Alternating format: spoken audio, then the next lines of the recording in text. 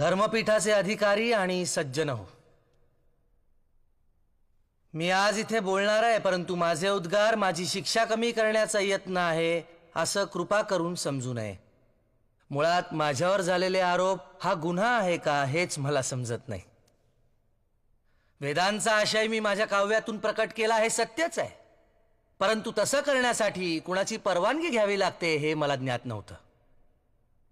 नुकतंच जन्मलेलं मूल मातेचं स्तन्य चोखू लागतं तेव्हा त्याला तसं करण्यासाठी कुणा अंमलदाराची परवानगी घ्यावी लागत नाही. तसंच आणि त्याच निरागसपणे मी वेदांचा अमृतानुभव अंगीकारला आणि प्रसाद म्हणून मी सहजपणे तो वाटूनही टाकला. यात मी काही पाप केलं अशी माझी भावनाच नाही.